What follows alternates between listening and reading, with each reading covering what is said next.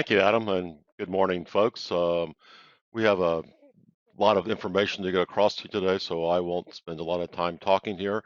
I'd like for the panelists to introduce themselves, starting with Christine. Thank you so much, Michael. So my name is Christine Theodorsen. I work in Equinor, which is a broad energy company that leverages strong synergies between oil, gas, renewables, carbon capture, and hydrogen. I have almost 15 years of experience within the oil and gas industry. I worked everything from 5 years as an entrepreneur. I worked with a role within strategy for Equinor CIO. But most importantly, and why the reason for why I'm here is because I'm heading up a project where we in Equinor aim for all leaders to have deeper understanding and knowledge of cybersecurity. So we have almost 22,000 employees in Equinor, and all leaders adds up to a place between 2,500 leaders and 4,400. So that's my scope, and look forward to be here. Thank you. Marcin, why don't you go next? Thanks, Michael. So I'm Marcin Szczepanik, and first of all, I'm based in northwest of UK, not far from Liverpool, and that's also where I work. So I'm heading information security function for the oil refinery company called Essar Oil UK. I spent most of my career in manufacturing. That's where my main focus has always been, and that was around automotive, chemicals. I worked a little bit in retail, and currently the focus is on a quite unpopular industry called oil and gas. Having worked in IT and OT for a long time, I learned how those two areas are different from the way you manage them, the way you develop projects and deliver projects for those areas. And managing cybersecurity for those two areas also requires some special approach, I would say. What I have learned about digital twins, which is why I'm here, is that digital twins, you can look at this from two perspectives, and one would be your IT resilience, but another one would be cybersecurity, which is more of what I'm focusing on in my current career. And I will be happy to answer any questions and contribute towards this interesting discussion. Thank you. Thank you. And Brad, why don't you conclude the introductions for us? Okay, thank you. Brad Bonnette, I'm the technical director with Wood Applied Intelligence, which is our automation control division. I've been working in the development implementation of process control and safety systems for about 36 years, spanning multiple industries from automotive, electronics manufacturing, metal finishing, into the energy and oil and gas business. Included in that, when I worked for an operating company, the mid part of my career, I spent 4 years as IT manager for the Americas through the Y2K transition, through ERP implementation, through infrastructure renewal and next generation technology installation, including plant control systems and corporate IT infrastructure. So I've had kind of a foot in both worlds.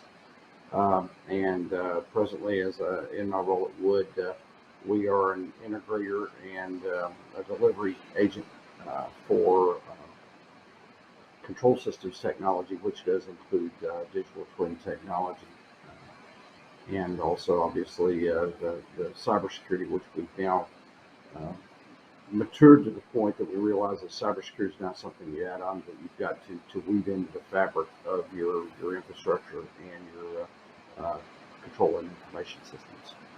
So, good morning. Thank you. So those of you that are watching this panel, if you have questions, please drop them into the Q&A section of the application, and we will get to them as we go on. But until we get to those questions, the first question I'd like to throw out to the panelists is how do you actually use a digital twin for cybersecurity? And Marcin, you actually had some thoughts in this area. Sure. So I tried to refer to this earlier, that when you look at digital twin, you can look at this from IT resilience point of view, but I think the main focus for CISOs is the cybersecurity point of view. And what I would recommend to look at digital twin from cybersecurity point of view is your response plan and your red team exercising. So you can, if you've got a digital twin, you could actually use that digital twin to deliver the cybersecurity attacks or your exercises, and identify what potential gaps you do have in your response plan and response process. You don't always want to do that on the live environment because, of course, there is a risk of downtime, particularly for manufacturing organizations that have to run 24/7. So utilizing your digital twin and your replicated copy of your live systems is a perfect opportunity for your red teams and your blue teams to deliver their cybersecurity exercise. So that's what I found very useful and very interesting without posing a significant risk to your live environment.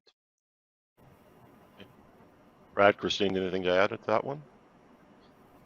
Yeah, I just want to build on what Marcin say, because I think it's a great way to actually have a safe environment where you can train and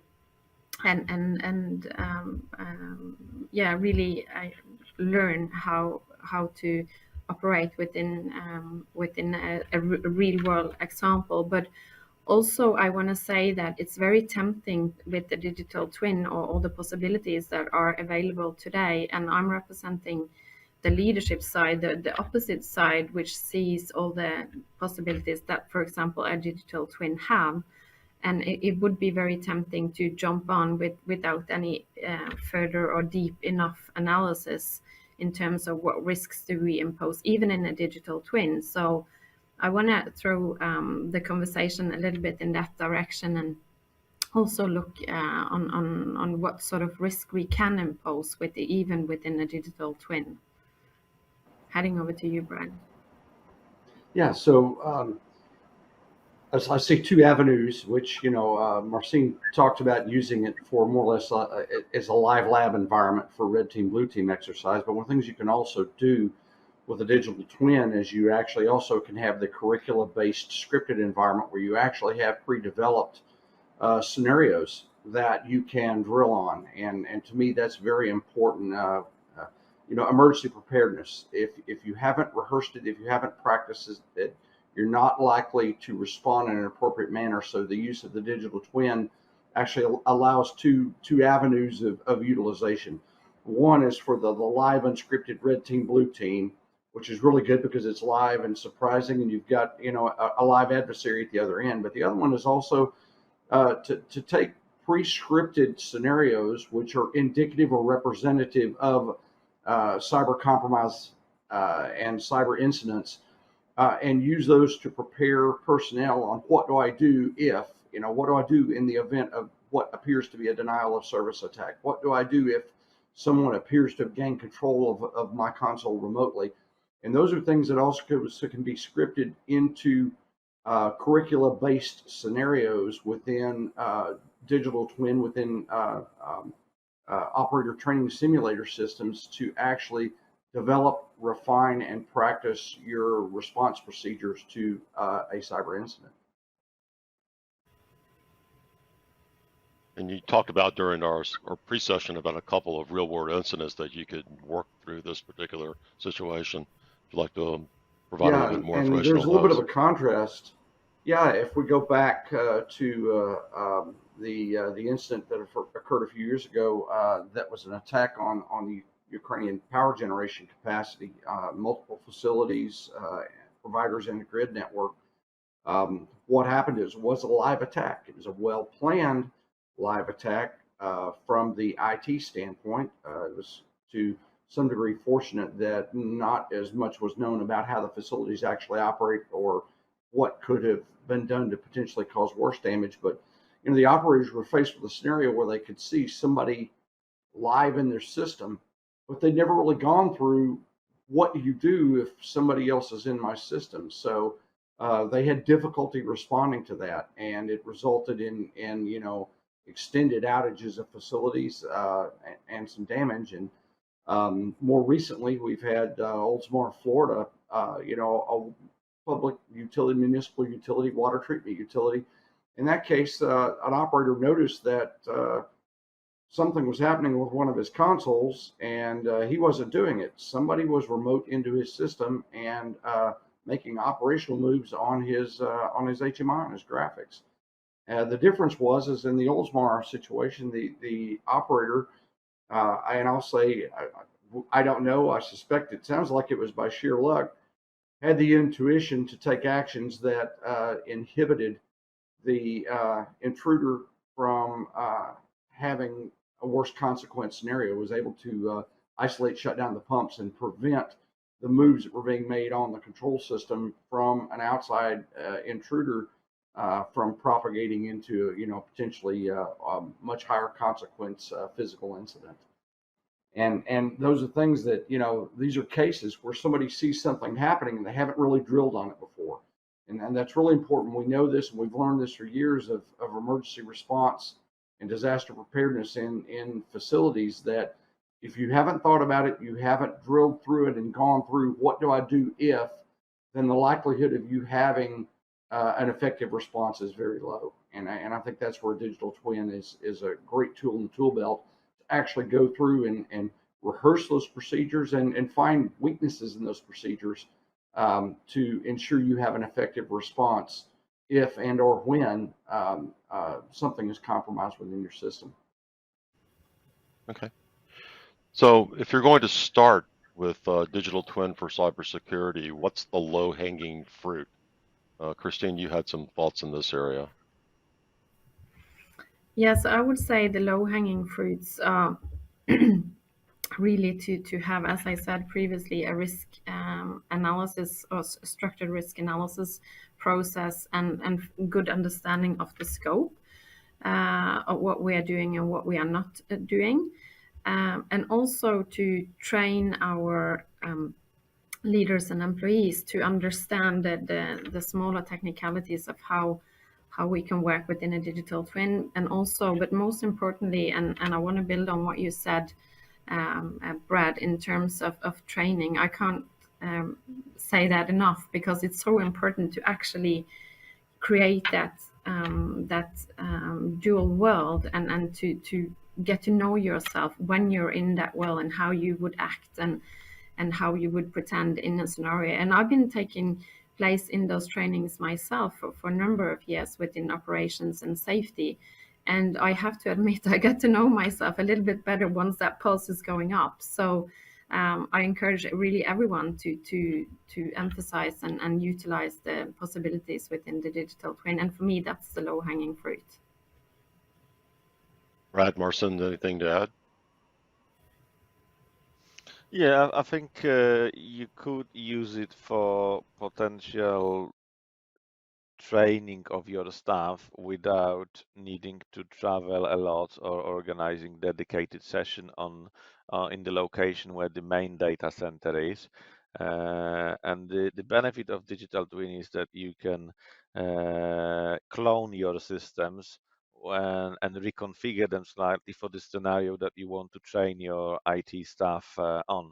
So from that point of view, you don't pose that risk of training your staff on the live system and changing some configurations that may impact your production. So you could potentially utilize your digital twin for training purposes and going through a procedures or processes development with your own staff, which might be spread globally.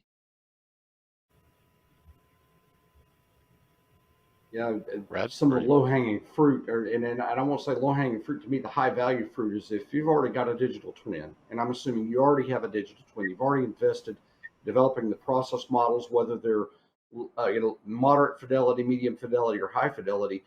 You've got a model of the plant that provides emulation of the process response to control system actions.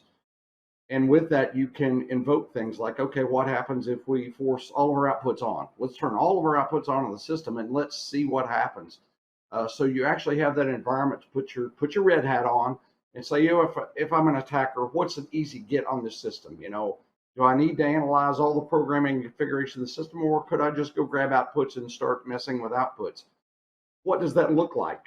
What does an operator see? Well, with the digital twin, you can do that, because obviously we could never do that in a live production facility. So you've already got the best lab you could ever have. Now then, it's time to let some of the red hat folks sit back and say, okay, what could I do? What would I do?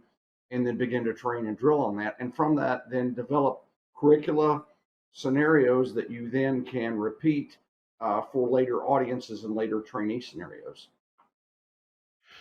So we've learned about how to use a digital twin for cybersecurity, focusing on incident response. We've talked about the low-hanging fruit. We're going to flip it a little bit now and talk about how to protect the digital twin itself, because it can become a wealth of information to an attacker. So I will throw that out to the panel. Now that we've got this great tool that we can use, how do we protect it from being abused? I didn't realize that was a nice rhyme there for 5 o'clock in the morning. My time. Anyone wants to pick that one up? Go ahead, Marcin. You're number one.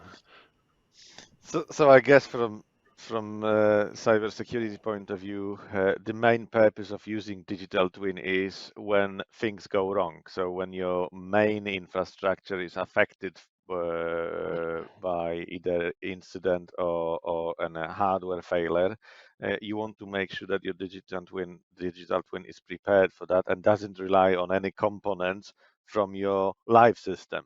And that's one of the common mistakes when you set it up, that there are some dependencies between digital twin and your live infrastructure, but those dependencies are gone when the live system goes down. So you need to make sure that those dependencies don't exist, and also you need to look at some security levels, that if you've got any security dependencies, any security configurations between those two systems, you need to make sure, probably by doing an exercising and testing, that when the live system is disconnected, your digital twin does not lose functionality and it can still operate. You can still log into it. You can still replicate your servers. You can still initiate backups. You can still restore your backups. So that's the things that you need to bear in mind, that digital twin works perfectly well when everything works with the live system, but it's always worth looking at what will happen if that live system goes completely offline, and have you planned for everything, and will digital twin take over? And you do that by exercising, by doing your tests on annual basis, or if you require to do it on more regular basis, then maybe on quarterly. So that's what I would add to this subject. Okay. And Brad, you had some thoughts about the possibility of the digital twin being used as a live vector, or effective for a live system, not a live vector. First is, when you do your cybersecurity design analysis, in my mind, the digital twin, that training environment, functionally should be its own security zone.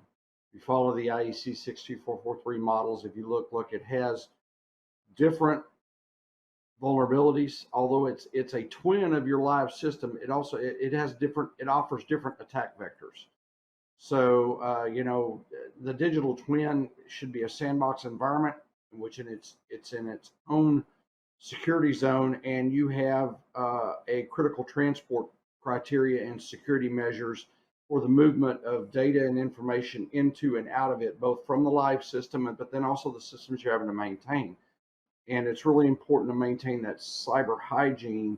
So as I move data into and out of, even the thing, importing scenarios, pulling plant history to do replays with, that I need to go through a zone-to-zone transfer hygiene to help ensure that I'm not getting something uninvited in or something uninvited out. And Equally so, I could see that because there may be other service providers or other technology being used on the digital twin that actually is not employed in the live system. For example, the modeling engine, whatever you're using for your process modeling engine, is probably not present in the live production system. So that's a different piece of technology, different service provider, different software suite that has its own vulnerabilities and can provide a vector for something to get into the live system. And to me, that's the big concern. I'm more concerned about the digital twin being as a potential vector for somebody to get malware or a point of intrusion into the live system than vice versa, because I consider my digital twin as an offline system that if it goes down, I've got recovery time. That's not so of my plant on my live production system. Yeah, Marcin, and anything to add? I can build on that because it's not a secret that over the 2 last years and since COVID came, we as a generation have had a speed which would otherwise have taken 7 years in terms of upskilling, digitalization, exploring different opportunities. And it would, as previously said, also be very tempting to sort of have the same speed with you when you go in and explore, for example, a digital twin. And I really like what you said there, Brad, in terms of keeping up those hygiene standards and be aware of what you take in and what you take out, because I can see that with the world changing at such a fast tempo at the moment, we can slightly cut some corners here and there. So it's very important that we use it as an opportunity to have it as a sandbox and really explore the different possibilities, but also having security by design and really having those high standards in terms of hygiene and be sure what we take in and out. So at this point, we've learned how to use the digital twin for cybersecurity. We have learned how to protect the digital twin. Now we have the $64,000 or 64,000 pound question, depending on where you're sitting at the moment. What are the common mistakes that could occur while you're using the digital twin? And Marcin, you had some thoughts to begin this exciting conversation. Sure. So what I would say when you work on investments or when you work in your digital twin, the common mistake that happens to me and the stakeholders that I worked with is that you assume that when you do digital twin, that's your ultimate protection for any possible downtime scenario in your business, and you could not be more wrong than that, because digital twin, the main purpose of digital twin is to protect your access to your data in your system in case of major hardware failure of your live system. And that's the main objective on investing into digital twin. And then of course, as we mentioned earlier, you could utilize this for your red team exercising, you can utilize it for your DevOps if you like. But the key aspect of digital twin, which is not designed for, is ransomware protection and corruption of data. Because if you think about the scenario when you get attacked by ransomware and it took you 2 weeks to identify that it's been going on your network, then this data will also be encrypted and corrupted on your digital twin. So in that case, you do need to invest or focus on another module of your IT resilience, which would be the enterprise backup system. And ideally, you want to go for the ransomware immune backup system. And combination of those two will then give you that confidence that you are protected from data corruption point of view, because you can restore it as it was in the past before the attack was delivered. And also you could use your digital twin to actually test those restoration of your data, because sometimes you may not actually know at which moment in time the corruption has happened. So you wouldn't want to do that exercise of testing your recoveries on your live system, but you would want to do it on testing your recoveries on the digital twin. And that's how sometimes how you develop a strategy of how to recover from the incident and how wide impact the incident has had on your data. Okay. Christine, you had some thoughts around risk management as an area of potential error.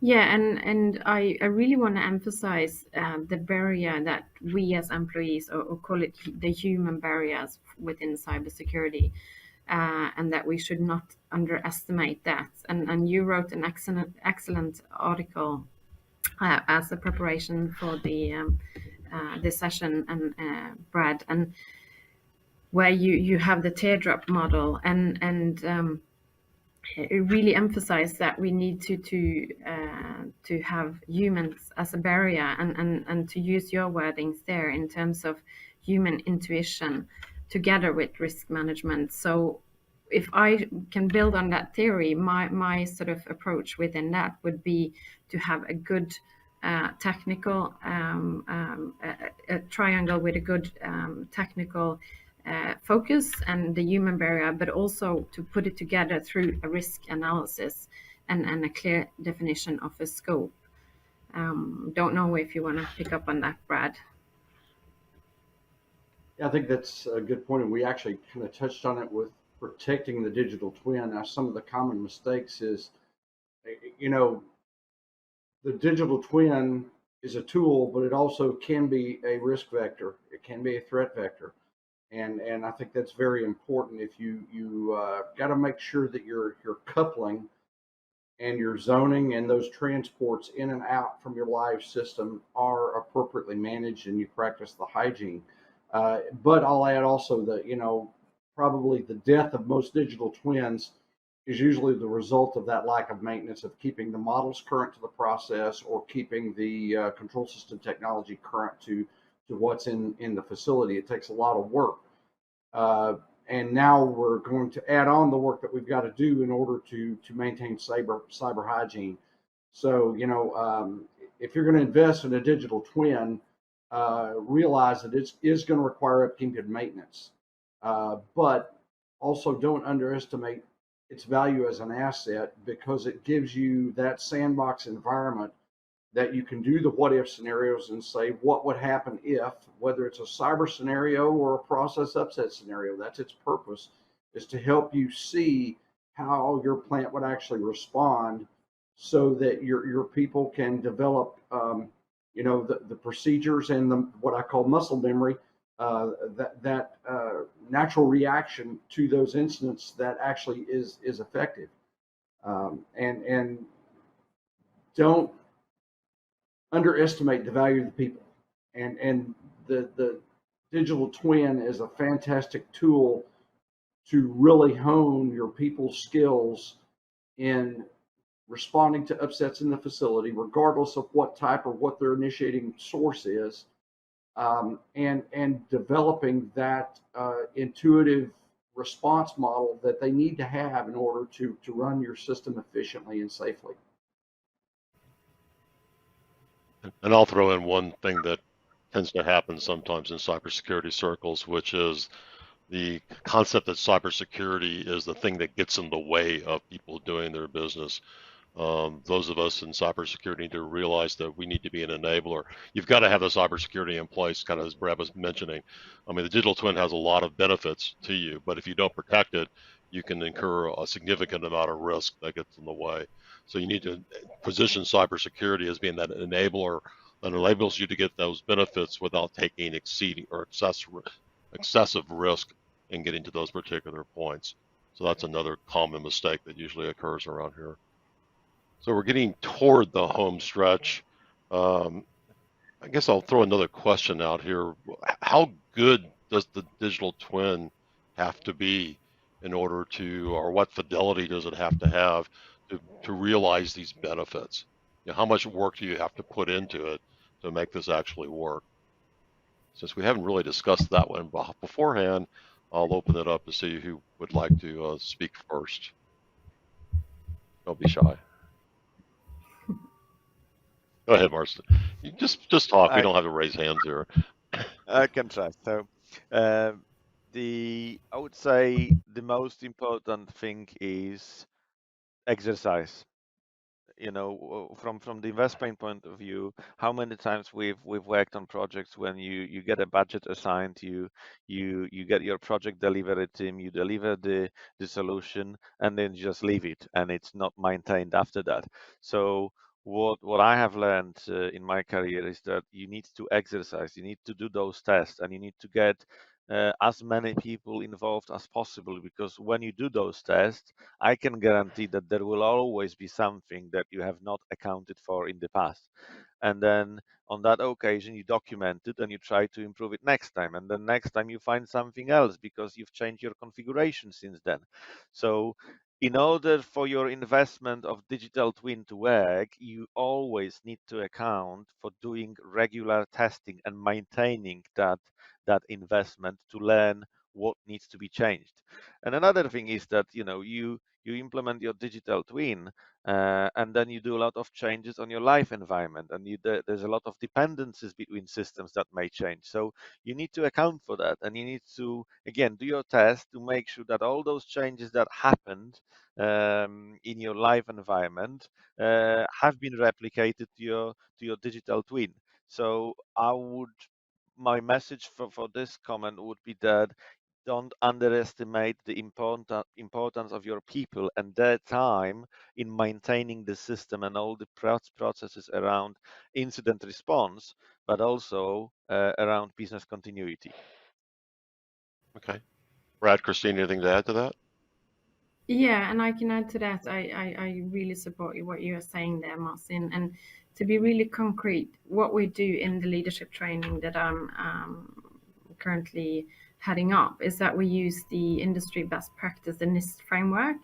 And for those of you who are not familiar with the NIST framework, it's really about identifying cyber risks, threats, and vulnerabilities, and protecting them, and detecting and responding and recovering. So it's really a sequence of things to think about. And in terms of a digital twin, it's to use the same framework and the same sequence. But what we actually do in Equinor is that we have very specific scenarios, and we take them through that NIST framework and that chain of how an attack will look like in practice. And we work together with both in a value chain perspective, but also together with the IT and OT environment out there who doesn't have cybersecurity as a daily part of their work or a specialist as such. But that's what we are training them on, and we take them through that NIST framework and train all up until recovering. Yeah, Brad, do you want to add on that maybe? Yeah, so I kind of come back to the question about what type of fidelity does my digital twin need to be of value as a cybersecurity tool? And I will say that medium fidelity empirical models provide so much of a benefit. You don't have to have ultra high fidelity, top level performance, first principles or CFD type modeling necessarily for a digital twin to add tremendous value as a cybersecurity tool, particularly as that training tool. If we look at a cybersecurity and an emergency preparedness model, we have a maturity scale that goes from I haven't thought about it, I haven't drilled my people on it, and we have no idea what we would do if and when this happens. Then we move to what I would say where we play the role playing. We do tabletop drills where we're using cue cards, or we're at least talking about what if, but still my frontline people, my operators, my engineers still don't have any real visual cue as to what does the attack look like? What do the consequences of the attack look like when I'm looking at my control system graphics? When I see my process, what does it look like? If we take those attack scenarios and upsets, like I said, let's force all the digital outputs on and all analog outputs wide open, and let's see what happens. Even on a lower fidelity digital twin, you are bringing something that's tactile, that the operators, the engineers can actually see the plant responding to begin to say, hey, when I see something that happens that's this massive of scale or this fashion, hey, my mouse is moving and I didn't move it, you began to build in those cues. So even a lower fidelity simulator has tremendous value to add as a tool for that equipping and preparation of personnel to recognize and respond to potential cyber incidents. Yeah, one of my favorite statements is from a statistician named George Box, speaking about modeling, which is effectively what a digital twin is.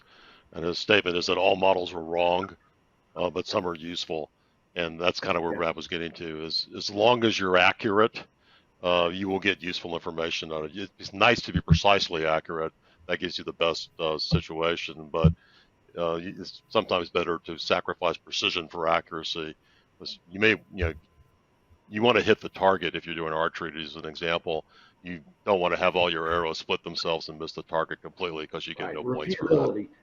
And that's a good point. Repeatability is really what you're going for. You don't have to be accurate, but if I can get a group, I can adjust the group.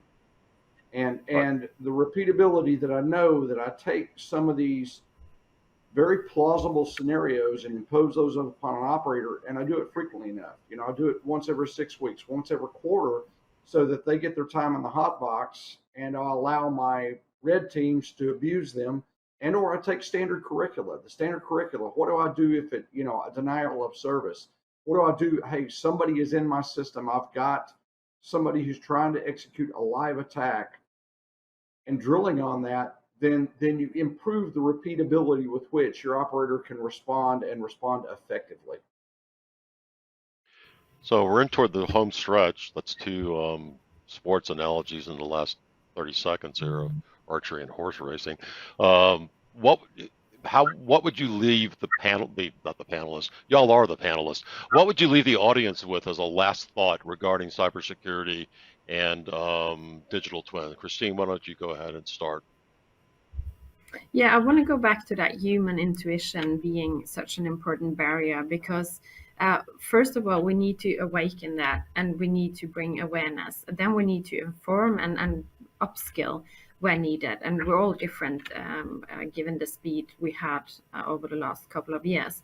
And then we need to sit down and train together and put ourselves into those situations. And I think we shouldn't underestimate just actually doing that. Awaken, inform and upskill, and sit down and train. It might sound easy, but I think it's very, very useful. And I think this conversation has really emphasized that. Brad, what would you leave as a last thought or thoughts to the audience? Well, two points. One, if you've already got a digital twin, you absolutely need to, it is already low-hanging fruit. It is not a significant effort to begin to leverage it for cybersecurity training, for cybersecurity scenarios.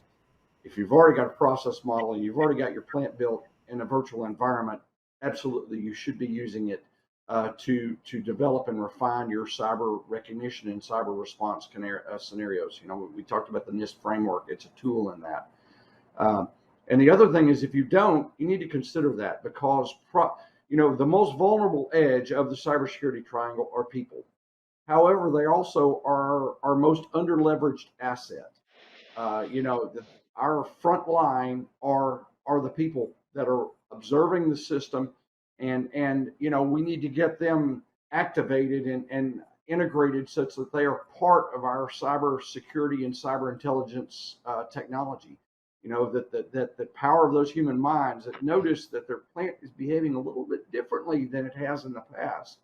And they're not sure why, but something to raise that suspicion to begin to be early detectors and early interdictors for cyber defense.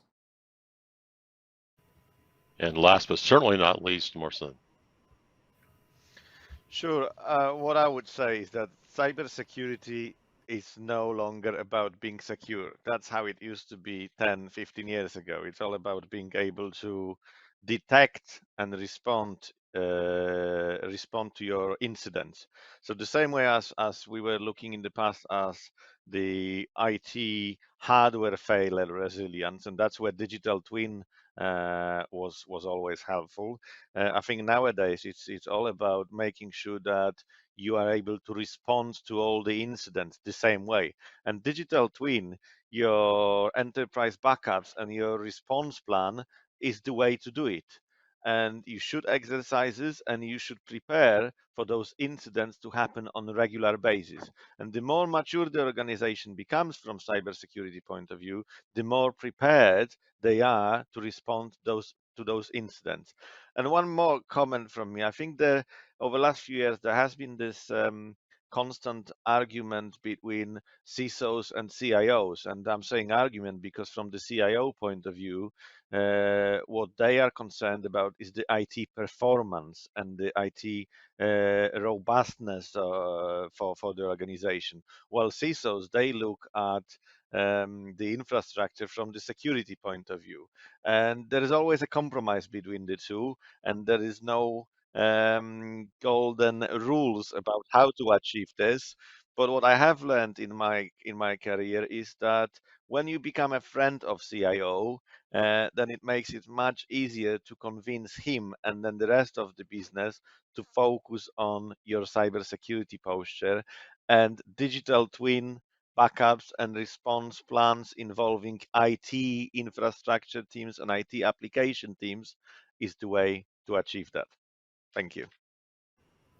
It is a cooperation. I know my previous boss in this job 20 years ago came from marketing, which is an interesting place for someone from cybersecurity.